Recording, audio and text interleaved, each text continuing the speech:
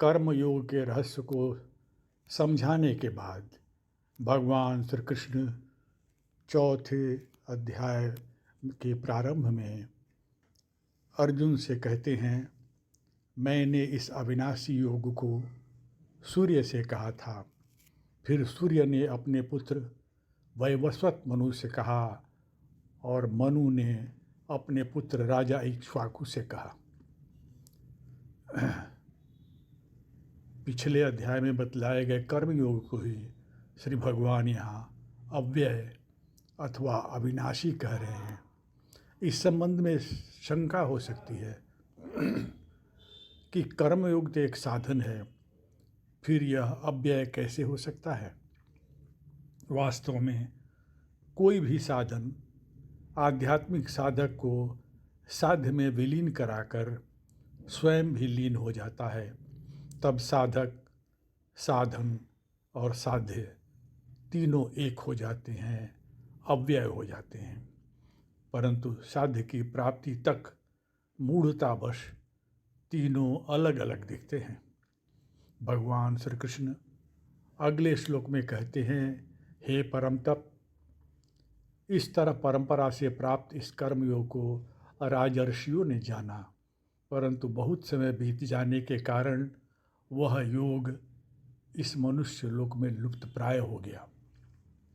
तू मेरा भक्त है और प्रिय सखा है, इसलिए वही यह पुरातन योग आज मैंने तुझसे कहा है, क्योंकि यह बड़ा उत्तम रहस्य है।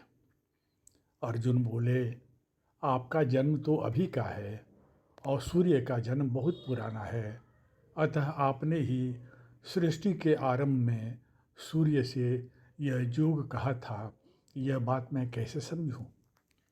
श्री भगवान बोले, हे परम तप अर्जुन, मेरे और तेरे बहुत से जन्म हो चुके हैं, उन सबको मैं जानता हूँ, पर तू नहीं जानता। मैं अजन्मा और अविनाशी स्वरूप होते हुए भी तथा संपूर्ण प्राणियों का ईश्वर होते हुए भी अपनी प्रकृति को अधीन करके अपनी योग माया से प्रकट होता हूँ। हे भरतवंशी अर्जुन, जब जब धर्म की हानि और अधर्म की वृद्धि होती है, तब तब ही मैं अपने आप को साकार रूप में प्रकट करता हूँ। साधु जनों व भक्तों की रक्षा करने के लिए, पाप करने वालों का विनाश करने के लिए और धर्म की भली भांति स्थापना करने के लिए मैं हर युग में प्रकट हुआ करता हूँ। वास्तव में परमात्मा कोई क्रिया नहीं करते, पर अवतार अवस्था में उनके द्वारा अनेक लीलाएं संपादित होती हुई दिखती हैं।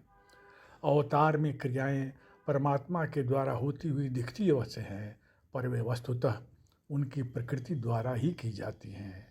हरि ओम तत्सत।